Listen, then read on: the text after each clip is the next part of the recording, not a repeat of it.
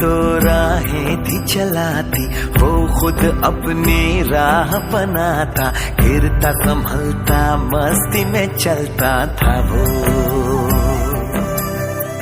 हमको कल की फिक्र सताती, वो बस आज का जश्न मनाता, हर लम्हे को खुल के जीता था वो।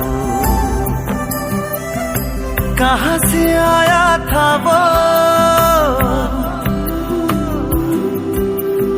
छूके हमारे दिल को, कहाँ गया उसे ढूंढो। आई थिंक आप सभी लोगों ने समझा होगा, जाना होगा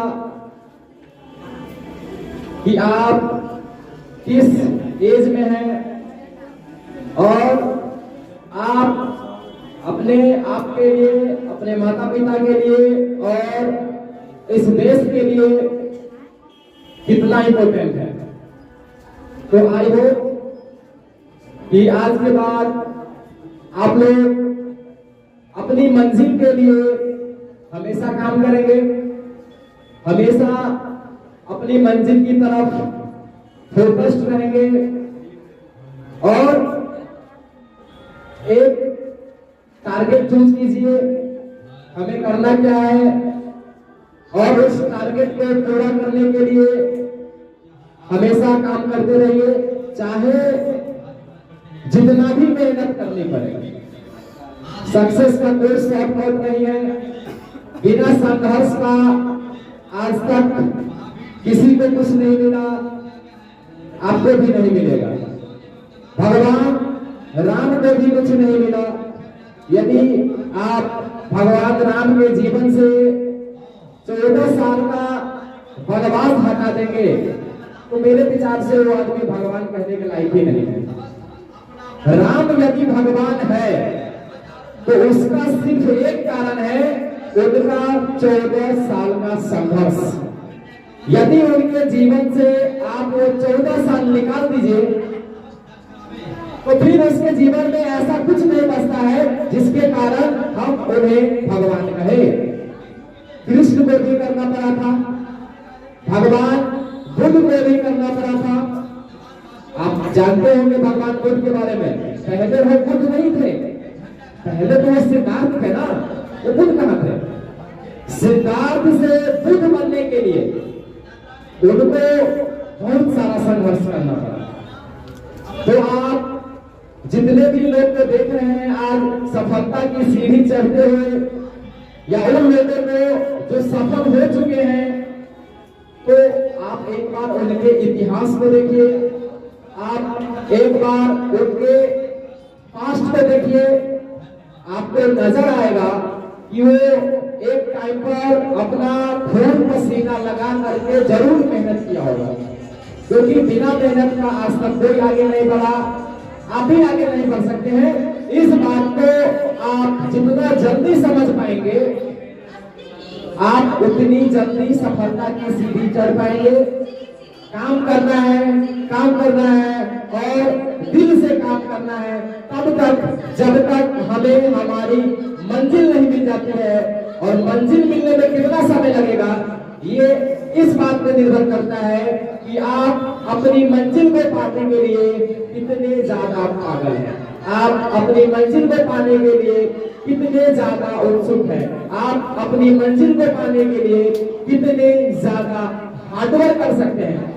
आप सिर्फ हमारी मोटिवेशन को सुन करके पढ़ाई स्टार्ट नहीं करिए। अभी आप मोटिवेट हो गए, आज से जाकर के पढ़ना चालू करेंगे, फिर 2 दिन 3 दिन के बाद वो डाउन हो जाएगा। आपके अंदर सेल्फ डिसिप्लिन होना चाहिए। जब तक आपके अंदर डिसिप्लिन नहीं है, आप सफल नहीं हो पाएंगे, क्योंकि मोटिवेशन का लाइफ बहुत ही लंबा नहीं है। आप कुछ बड़ा करने का सोचिए, आपके अंदर अपने आप मोटिवेशन आएगा। आप अपने घर की परिस्थिति को देखिए, आपके अंदर अपने आप मोटिवेशन आएगा। आप अपने गांव समाज में उन लोगों को देखिए जो जीरो से उठकर बहुत ही आगे तक पहुंचा है, आपके अंदर अपने आप मोटिवेशन आएगा और उसके बाद आपको डिसिप्लिन लाना है, निश्चित ही आपको सफलता मिलेगी। आप ये कदापि भी ना सोचे कि मेरे अंदर ये नहीं है, मेरे अंदर वो नहीं है, मेरे पास बहुत सारा पैसा होता तो हम भी कोटा पढ़ते, मेरे पास ये होता तो हम भी। देखिए, जैसी परिस्थिति में आप हैं, भगवान ने आपको बहुत दिया है। अभी मैंने आपको बताया बहुत सारे ऐसे बच्चे हैं जिनको खाना खाने का भी जुगाड़ नहीं बैठ रहा है। तो आपको जो मिला है बहुत मिला है। आप जैसी परिस्थिति में हैं, उससे भी खराब परिस्थिति में रहते हुए भी लोगों ने काफी बड़ा किया है। तो ये बात आप याद रखिएगा। आपको जो मिला है उसी में आपको काम करना है, क्योंकि आप उसे बदल नहीं सकते हैं। Hello, good morning everyone. कैसे हैं आप लोग? उम्मीद भी था कि आप लोग अच्छे होंगे। इस उम्र में अक्सर सभी बच्चे अच्छे ही होते हैं। आज चिल्ड्रंस डे है और आप लोगों के लिए दुर्गानंद सर यहाँ इतनी अच्छी व्यवस्था की है और प्रोग्राम रखा है, मैं उनको धन्यवाद करता हूँ। और विशेष धन्यवाद इसलिए कि आज से कुछ ही दिन पहले, अगर 2 मिनट समय है तो सुन लीजिए सभी लोग। कुछ ही दिन पहले जब हम लोग पढ़ते थे तो सहार घाट में इस तरह की व्यवस्था साइंस क्लासेस की नहीं होती थी, हम लोग बाहर जाकर पढ़ते थे।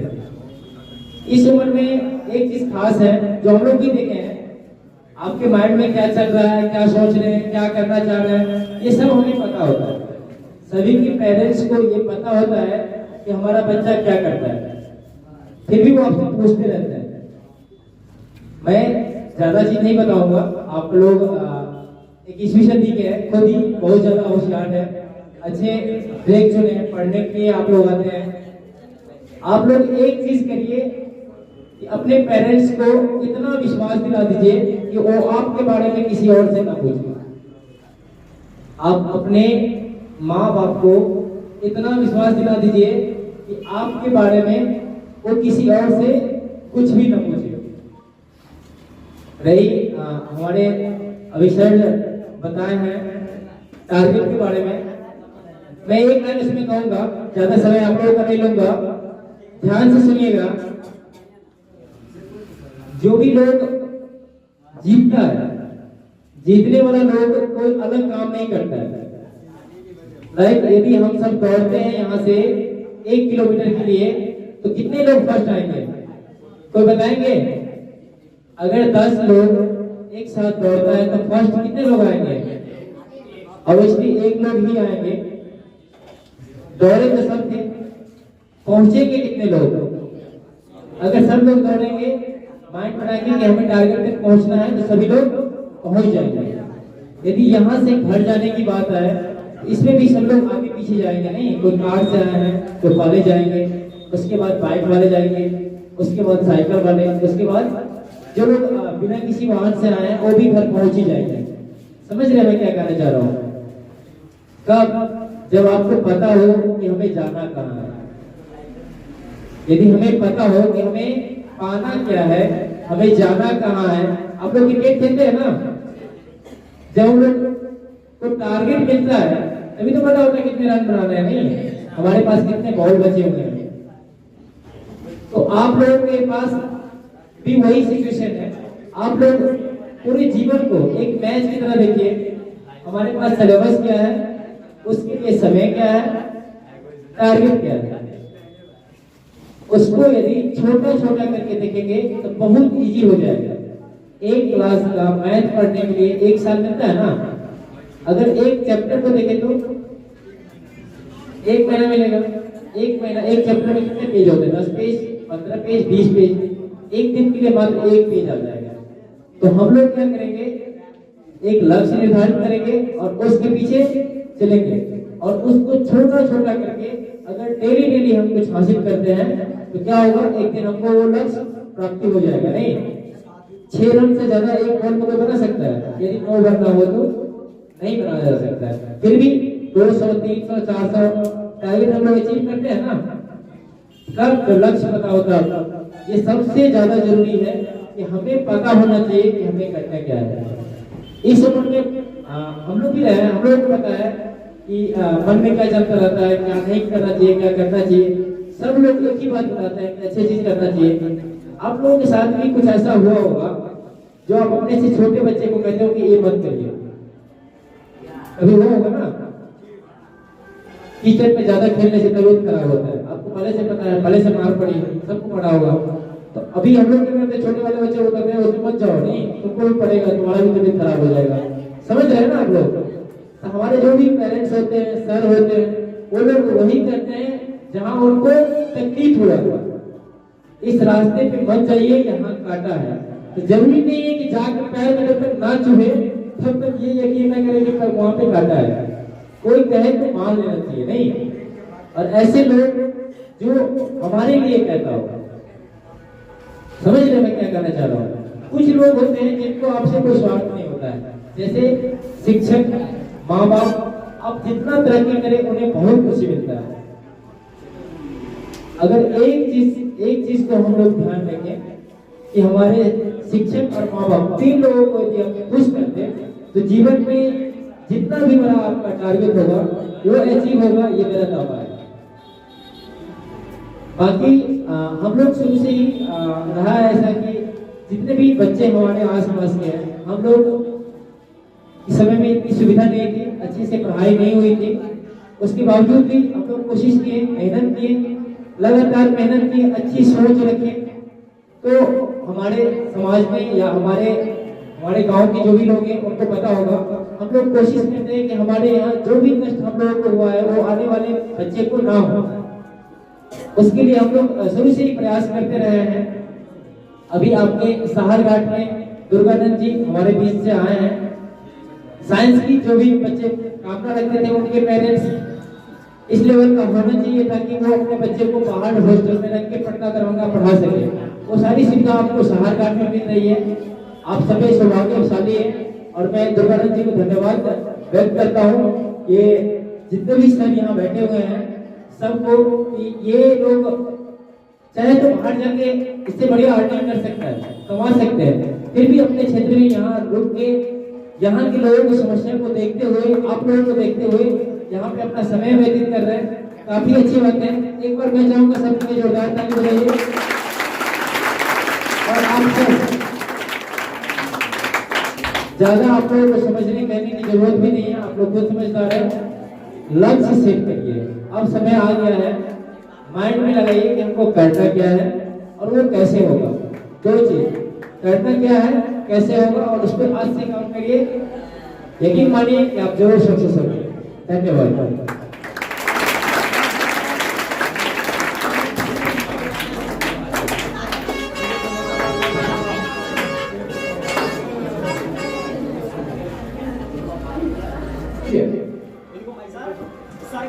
एक मिनट, आपके पास माइक जा रहा है?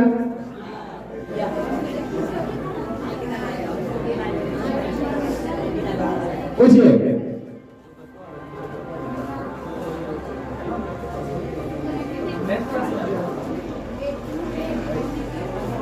हेलो सर, नमस्ते सर। आप अपना लाइव जर्नी बताइए कि आप कैसे पढ़ते थे और आपके लाइफ में कितने भी प्रॉब्लम आई तब भी आपने पढ़ाई की, और आज आप इस मुकाम पे पहुंचे हैं कि आप पटना NIT से पढ़ के आए हुए हैं। तो अपना लाइफ जर्नी थोड़ा हम सबको बताइए। बहुत बहुत धन्यवाद। आपने मेरे लाइफ जर्नी के बारे में इंटरेस्टेड है। आपका नाम? लक्ष्मी नारायण। आप कहाँ के हैं? केरबा। चलिए, बहुत बढ़िया। आपने हमसे पूछा कि मेरा लाइफ जर्नी क्या है। हम पुअर फैमिली से बिलोंग करते हैं। हम मिडिल क्लास में अपने आप को नहीं कह सकते हैं, क्या कि मेरा पिताजी किसान है और सिर्फ खेती करके ही अपने परिवार को और हमको पढ़ाए। सबसे पहले जब हम मैट्रिक कर रहे थे तो उस समय सिर्फ इतना ही था कि मैट्रिक कर लें। उसके बाद हम सोचे ही नहीं थे, मैट्रिक का रिजल्ट तक हम सोचे भी नहीं थे कि हमको इंटर करने का और आगे पढ़ने का मौका भी मिलेगा। उसके बाद जब मेरा रिजल्ट आया, अच्छा रिजल्ट आया, 2006 में हम मैट्रिक पास किए थे। उस समय फर्स्ट डिवीजन को छोड़िए, उस समय पास करना मुश्किल था। और हमारे गौर हाई स्कूल में ऐसा कई साल हो जाता था कि एक भी बच्चा फर्स्ट डिवीजन होता था। और जिस बैच में हम थे, विनोद सर के एमजीएम से हम पढ़े हुए थे 10th क्लास में, 9th क्लास में मेरा एडमिशन हुआ था। और 10th क्लास का जो रिजल्ट आया तो उसमें बहुत सारे बच्चे का अच्छा मार्क्स आया था, जिसमें हम भी थे। मेरा भी फर्स्ट डिवीजन हुआ था, 70% आया था 2006 में। और मैथमेटिक्स में उस समय मेरा 99 था। और उस समय 30 नंबर भी लाना मैथ में बहुत मुश्किल पड़ता था लोग। और हमारे बैच में लगभग 5 बच्चे का 95 से ऊपर था। तो उसके बाद सारे हमारे विनोद सर को ऐसा लगा, उनको लगता था कि ये मैट्रिक के बाद टर्मिनेट हो जाएगा, ड्रॉप आउट कर देगा पढ़ाई। तो उसी ने हमको बुला के हमको मोटिवेट किया कि तुम आगे की तैयारी करो, आगे एडमिशन लो। तब हमारे अंदर ये जिज्ञासा हुआ था कि हम इंटरमीडिएट करें। उसके बाद अपने परिवार के विचार विमर्श के बाद किसी तरह मुश्किल से हम दरभंगा गए थे 2008 में। और उसके बाद हम मैथमेटिक्स लिए थे। उस समय हमको ये भी कोई बताने वाला नहीं था कि मैथमेटिक्स लोगे तो तुम इंजीनियर बनोगे, ठीक है। मैंने मैथमेटिक्स लिया। जब वहाँ मैंने क्लास में गया, मैथ के जो टीचर थे उसने सारे बच्चे को बुला के और स्टैंड करा के पूछा था कि तुमको क्या बनना है। जब हम खड़े हुए तो हमको पता ही नहीं था कि हमको बनना क्या है। उसने बोला कि आपने मैथ लिया है तो कुछ तो सोचा होगा ना।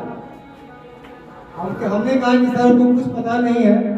हमारे दोस्त लोग जो अच्छे थे पढ़ने में, वो लोग मैथ लिया तो हम भी मैथ ले, क्योंकि हम भी पढ़ने में अच्छे थे मैथ में। उसके बाद मैंने इंटरमीडिएट किया। इंटरमीडिएट में बहुत सारा हमारे साथ कॉन्स्टेंट भी हुई, बहुत सारा मिसहैपनिंग भी हुआ। इंटरमीडिएट में मात्र हम 1 साल पढ़ पाए थे।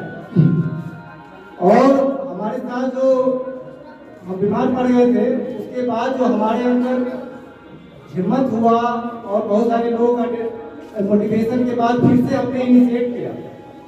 उसके बाद हमने इतना मेहनत किया कि मात्र 1 साल में इंटरमीडिएट में मैथ से उस समय बहुत मुश्किल होता था फर्स्ट डिवीजन लाना।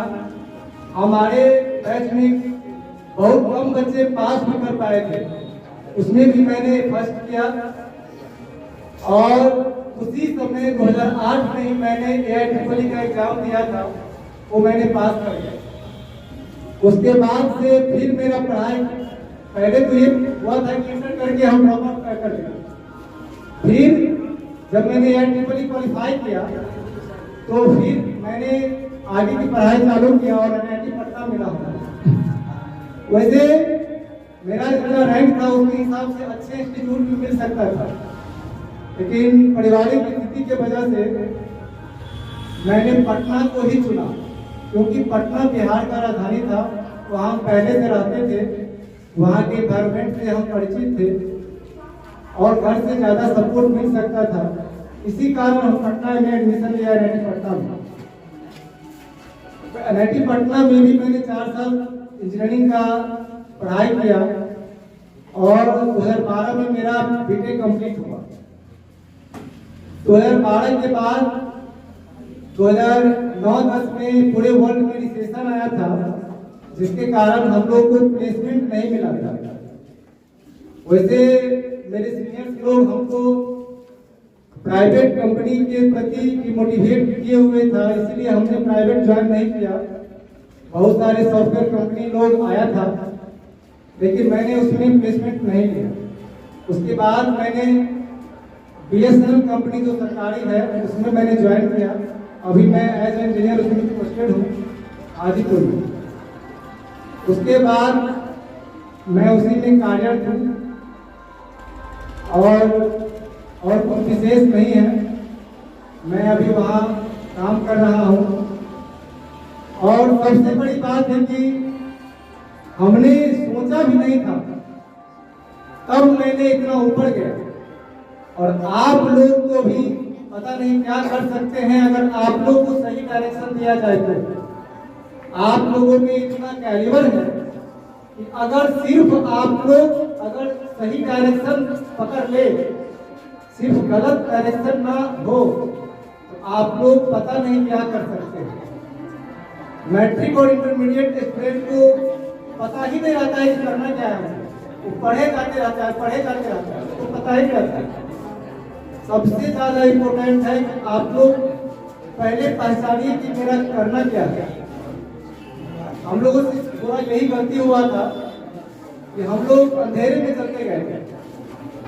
कोई हम लोगों को पकड़ के बताने वाला ही नहीं था कि ये तुम्हारे लिए सही होगा, ये गलत होगा। हम लोग अपने सोसाइटी को देख के, अपने फ्रेंड सर्किल को देख के करते थे, अपना कुछ था ही नहीं। हम लोग को जब पता चला कि हमारे अंदर क्या कैपेबिलिटी है, तब तक लेट हो चुका। आप लोगों के अंदर इतना कैपेबिलिटी है, आप लोग अगर चाहेंगे तो कुछ भी कर सकते हैं। आप लोगों के पास बहुत ऑप्शन है। बायोलॉजी के स्टूडेंट हैं और मैथ के स्टूडेंट हैं, तो आप लोग पहले से ही अच्छे होंगे पढ़ने में। और आप लोग का अगर IIT नहीं भी होता है तो भी आप अच्छे से पढ़िए। एक एग्जाम क्वालिफाई कर लेना आपके भविष्य को नहीं निर्धारित करता है। अगर आपको मैट्रिक में अच्छा मार्क्स नहीं आया है, इसका कोई मतलब नहीं कि आप सफल नहीं होंगे। मैट्रिक का रिजल्ट या मार्क्स आपको कोई पूछेगा भी नहीं भविष्य में या इंटरमीडिएट का। सिर्फ आपको एक चीज ध्यान रखना है सीखने के प्रति। सिर्फ आपको सीखते रहना है नया, आप डायरेक्ट नहीं पढ़ना है। अगर कुछ पढ़ रहे हैं तो आपके अंदर ये होना चाहिए कि हम सीख क्या रहे हैं। और जैसे विजय ने कहा है कि आप जो पढ़ रहे हैं उसको छोटा छोटा हिस्सा में बना के पढ़िए और उसको बढ़िया से पढ़िए। कोई एक टॉपिक लेते हैं तो उसको आप इतना अच्छा से पढ़िए, इतना अच्छा से पढ़िए कि आपको अगर एक टॉपिक समझ में आ जाएगा, आपको दूसरा टॉपिक समझना बहुत आसान हो जाएगा। अगर आप एक टॉपिक को ठीक से नहीं पढ़ेंगे तो अगला टॉपिक आपके अंदर और मुश्किल पड़ेगा उसको समझना। जब तक आपको एक सब्जेक्ट, एक टॉपिक नहीं समझ में आता है, जब तक उसको पढ़िए, चाहे उसको टीचर से हेल्प ले, चाहे अपने कलीग बैचमेट से हेल्प ले। हमारे कहने का मतलब है कि कोई भी टॉपिक पढ़ रहे हैं, कोई भी विषय वस्तु पढ़ रहे हैं, उसको समझिए, अपने अंदर उसको जीना स्टार्ट करिए, तभी आपको समझ में आएगा और विषय वस्तु को पकड़ में आएगा।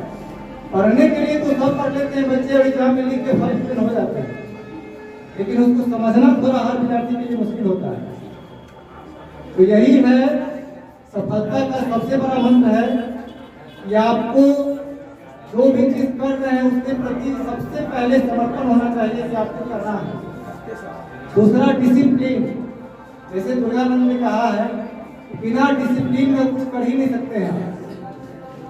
तो शायद हमें वो डिसिप्लिन था, हमको कोई बताया नहीं, लेकिन ऑटोमेटिकली हमें बना था कि हमने जो किया वो करते रहा और लास्ट में हमको वो चीज मिला।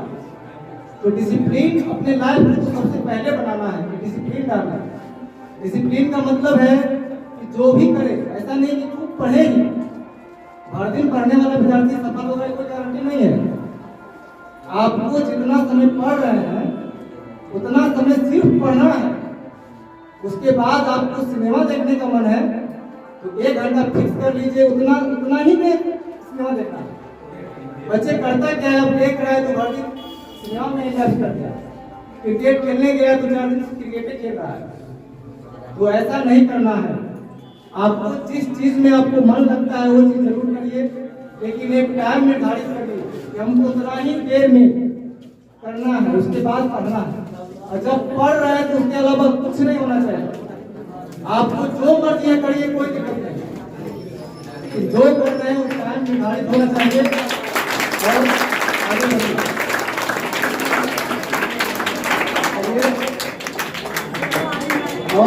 और किसी को कोई सवाल है? इसी भाई को thank you so much sir, एक और को धन्यवाद।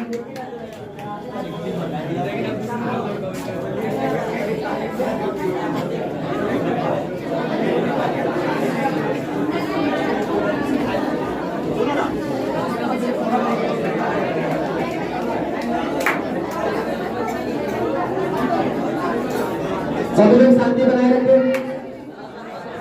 शांति बनाए रखें सभी लोग। आप लोग संघर्ष की कहानियां सुनते हैं, फिर उसके बाद शोर करने लगते हैं।